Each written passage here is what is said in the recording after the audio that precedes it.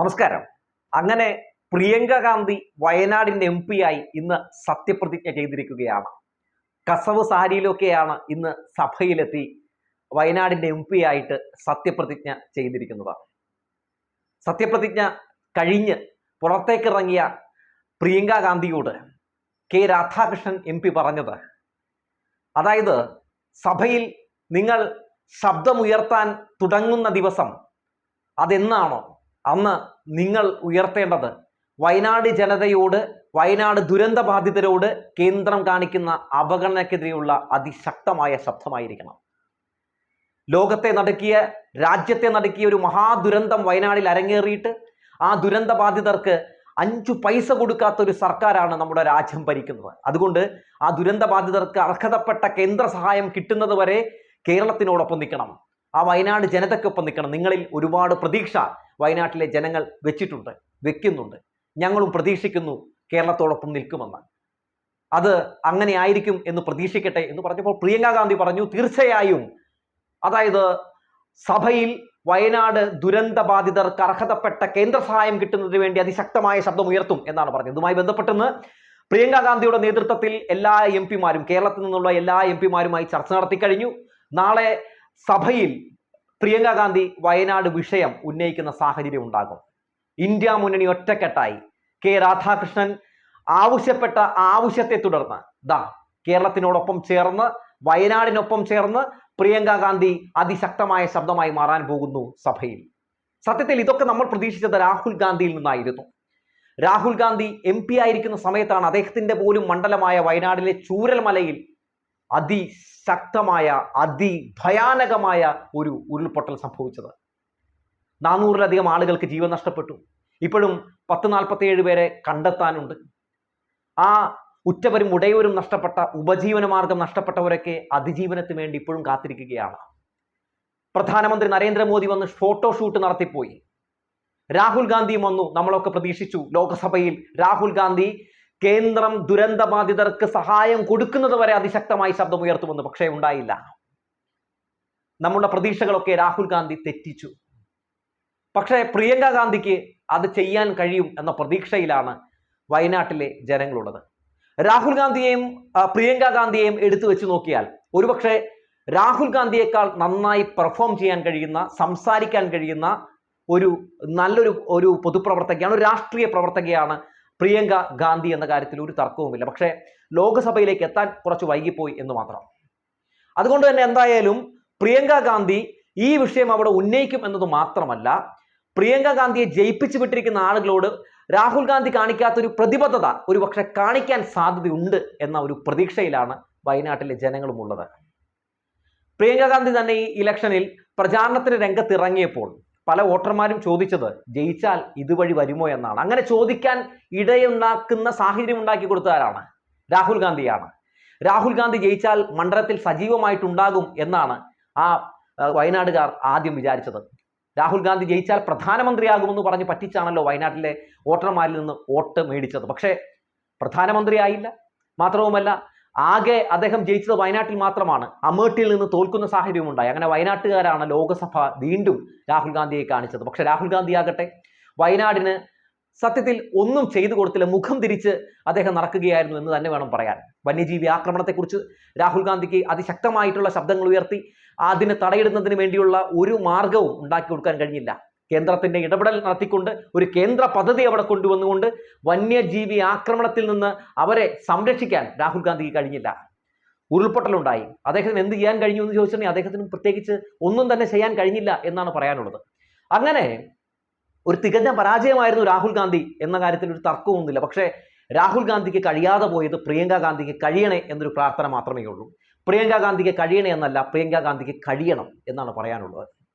ആ പാവപ്പെട്ട നിഷ്കളങ്കരായിട്ടുള്ള ജനങ്ങൾക്കൊപ്പം ചേർന്ന് നിൽക്കാൻ പ്രിയങ്ക ഗാന്ധിക്ക് കഴിയണം. ഒപ്പം കേരളത്തിന്റെ ശബ്ദമായി, കേരളത്തിന്റെ ആവശ്യങ്ങൾ, കേരളത്തിനോട് കേന്ദ്രം കാണിക്കുന്ന അവഗണനക്കെതിരെയൊക്കെ ചർച്ച വരുമ്പോൾ ഈ പറയുന്ന എല്ലാ MP മാരും, കേരളത്തിൽ നിന്ന് പോയ എല്ലാ MP മാരും ഒറ്റക്കെട്ടായി നിൽക്കണം എന്ന അഭ്യർത്ഥന കൂടി പറയാനുണ്ട്. നാളെ ഈ ഉരുൾപൊട്ടലുമായി ബന്ധപ്പെട്ട് അവിടെ ഒരു ചർച്ച നടത്തുമ്പോൾ ഈ ചർച്ചയിൽ പങ്കെടുക്കാത്തൊരു വ്യക്തിയുണ്ട്. അതാരായിരിക്കും? വേറെ ആരുമല്ല, തൃശ്ശൂരിലെ ജനങ്ങൾ ജയിപ്പിച്ചു വിട്ട BJPയുടെ MP കൂടിയായ സുരേഷ് ഗോപി ആയിരിക്കും. സാർ, ആ ദുരന്ത ബാധിതർക്ക് അവർക്ക് അർഹതപ്പെട്ട ധനസഹായം കൊടുക്കണം സാർ, അല്ലെങ്കിൽ കൊടും ക്രൂരതയായി പോകും സാർ എന്നൊക്കെ പറയുന്ന സുരേഷ് ഗോപിയെ ചിലപ്പോൾ സിനിമയിൽ കാണാൻ പറ്റുമായിരിക്കും. പക്ഷേ അവിടെ നമ്മൾക്ക് കാണാൻ കഴിയുക ദാ ഇങ്ങനെ വാ മൂടിക്കെട്ടി നരേന്ദ്രമോദിയും അമിത്ഷായും പറയുന്ന എല്ലാ കാര്യത്തിനും ഓം പ്ര എന്ന് പറയുന്ന സുരേഷ് ഗോപിയെ ആയിരിക്കും. എന്തായാലും സുരേഷ് ഗോപി എന്ന് പറയുന്ന ഒരു BJP MP കേരളത്തിനെതിരെ തിരിഞ്ഞു നിന്നാൽ കേരളത്തിന് വേണ്ടി ശബ്ദമുയർത്തുന്ന MP-മാരുടെ ശബ്ദം ഇല്ലാതാകില്ല. ആ ശബ്ദം ലോകസഭയിൽ മുഴങ്ങി തന്നെ കേൾക്കുമെന്ന കാര്യത്തിൽ ഒരു തർക്കവുമില്ല. ഒരു കാര്യം നമ്മൾ ആലോചിച്ച് നോക്കണേ. ഈ വയനാട് ദുരന്തവുമായി ബന്ധപ്പെട്ട അവർക്ക് ആവശ്യപ്പെട്ട കേന്ദ്ര സഹായം ലഭ്യമാക്കുന്നതിന് വേണ്ടി കെ രാധാകൃഷ്ണൻ തുടക്കം മുതൽ നടത്തിയിട്ടുള്ള പല നീക്കങ്ങളും നമ്മൾ കാണാതെ പോകരുത്. പ്രധാനമന്ത്രിക്ക് പിണറായി വിജയൻ എത്രയോ തവണ മുഖ്യമന്ത്രി കത്തയച്ചു, എത്രയോ തവണ പോയി കണ്ടു. ഈ അവസരങ്ങളിലൊക്കെ കെ രാധാകൃഷ്ണനും കൂടെ ഉണ്ടായിരുന്നു. എത്രയോ തവണ അവരുടെ MP-മാരോട് പറഞ്ഞു, എത്രയോ തവണ പ്രധാനമന്ത്രിയുടെ ഓഫീസിലേക്ക് ഈ പറയുന്ന കെ രാധാകൃഷ്ണൻ കത്തയച്ചു. അങ്ങനെ നിരന്തരം അദ്ദേഹം പോരാട്ടം നടത്തിക്കൊണ്ടിരിക്കുകയാണ്. എല്ലാ MP-മാരും ചേർന്ന് നിന്ന് 19 MP-മാരും ചേർന്ന് നിന്ന് ഒറ്റക്കെട്ടായി പ്രതിഷേധങ്ങൾ ഉയർത്തിയാൽ തീർച്ചയായും നരേന്ദ്രമോദി മുട്ടുകുത്തുമെന്ന കാര്യത്തിൽ തർക്കമില്ല. ഇനിയിപ്പോൾ അങ്ങനെ ഒരു നീക്കത്തിലേക്കാണ് നീങ്ങാൻ പോകുന്നത്. എന്തായാലും പ്രിയങ്ക ഗാന്ധി ലോകസഭയിലേക്ക് എത്തിയതോടുകൂടി തന്നെ UDF MP-മാർ കേരളത്തിനോട് കാണിക്കുന്ന ഒരു പ്രത്യേക രീതിയിലുള്ള ഒരു ഇരട്ടത്താപ്പുണ്ടല്ലോ, അതൊക്കെ ഒരു പക്ഷേ മാറുമെന്ന് പ്രതീക്ഷിക്കാം. കേന്ദ്രം കേരളത്തിനോട് കാണിക്കുന്ന അവഗണനയ്ക്കെതിരെ ജന്തർ മന്ദറിൽ മുഖ്യമന്ത്രി പിണറായി വിജയൻ അന്ന് സമരത്തിന് പോയപ്പോൾ പ്രതിപക്ഷത്തെയും വിളിച്ചിരുന്നു. നമ്മുടെ കൊച്ചു കേരളത്തെ കടക്കണിയിൽ മുക്കിക്കൊല്ലുകയാണ്, നമുക്ക് വേണ്ടപ്പെട്ട നമുക്ക് അർഹതപ്പെട്ട പല ഫണ്ടുകളും തരുന്നില്ല. കേന്ദ്രത്തിന്റെ ഈ അവഗണനയ്ക്കെതിരെ നരേന്ദ്രമോദിക്കെതിരെ നമുക്ക് പ്രതിഷേധിക്കണം ഒറ്റക്കെട്ടായി, നമ്മുടെ കേരളത്തിന് വേണ്ടി എന്നാണ് മുഖ്യമന്ത്രി പിണറായി വിജയൻ പറഞ്ഞത്. ഞങ്ങളില്ല എന്ന നിലപാട് സ്വീകരിച്ചത് VD സതീശനും അതുപോലെ തന്നെ K സുധാകരനുമാണ്. എന്നാൽ അങ്ങനെയൊന്നും പറയരുത്, നമ്മളും കേരളത്തിനോടൊപ്പം നിൽക്കണം എന്ന് അന്ന് രാഹുൽ ഗാന്ധിക്ക് പോലും പറയാൻ കഴിഞ്ഞില്ല. പക്ഷേ ഈ ഒരു അവസരത്തിൽ പ്രിയങ്ക ഗാന്ധി എന്തായാലും വയനാടിന് വേണ്ടി ശബ്ദമുയർത്തുന്നത് തീർച്ചയായും നമുക്കെല്ലാവർക്കും ആശ്വസിക്കാവുന്ന, നമുക്കെല്ലാവർക്കും പ്രതീക്ഷ നൽകുന്ന ഒരു കാര്യമാണെന്ന കാര്യത്തിൽ ഒരു തർക്കവുമില്ല. കാരണം ആ വയനാട് ദുരന്ത ഭൂമിയിൽ പോയിട്ടുള്ള ആളുകൾക്കറിയാം എത്ര വലിയ ഒരു പ്രകൃതിക്ഷോഭമാണ് അവിടെ നടന്നത്, അല്ലെങ്കിൽ എത്ര വലിയ ദുരന്തമാണ് അവിടെ ഉണ്ടായത് എന്ന് നമുക്കറിയാം. അതുകൊണ്ട് തന്നെ നമുക്ക് വയനാടിനെ കുറിച്ച് ഓർക്കുമ്പോൾ, ചൂരൽമലയെക്കുറിച്ച് ഓർക്കുമ്പോൾ, അട്ടമലയെക്കുറിച്ച് ഓർക്കുമ്പോൾ നമുക്ക് സത്യം പറഞ്ഞിട്ടുണ്ടെങ്കിൽ സങ്കടം തന്നെയാണ്. അത്രത്തോളം നമ്മളെയൊക്കെ സങ്കടത്തിന്റെ കയത്തിൽ ആഴ്ത്തിയൊരു സംഭവമാണ് നടന്നത്. അതുകൊണ്ട് തന്നെ തീർച്ചയായിട്ടും അവർക്ക് അർഹതപ്പെട്ട കേന്ദ്ര സഹായം കിട്ടിയേ മതിയാകൂ. നരേന്ദ്രമോദി അന്ന് കേരളത്തിൽ വന്ന ദിനം 12ാം ദിവസമാണ് വയനാട്ടിലെ ആ ദുരന്ത ഭൂമി സന്ദർശിക്കാൻ വന്നത്. പെട്ടെന്ന് വന്നിട്ട് പെട്ടെന്ന് പോകാനുള്ള പരിപാടിയായിരുന്നു. അന്ന് നരേന്ദ്രമോദിയെ മുഖ്യമന്ത്രി പിണറായി വിജയൻ ദുരന്ത ഭൂമി മുഴുവൻ കൊണ്ടുപോയി കാണിച്ചു എന്നത് മാത്രമല്ല, ദുരന്ത ബാധിതരുടെ അടുത്ത് കൊണ്ടുപോയി അവരുമായി ആശയവിനിമയം നടത്തി ഇവിടുത്തെ യഥാർത്ഥ ചിത്രം പ്രധാനമന്ത്രി നരേന്ദ്രമോദിയെ മനസ്സിലാക്കിപ്പിച്ചാണ് അങ്ങ് വിട്ടത്.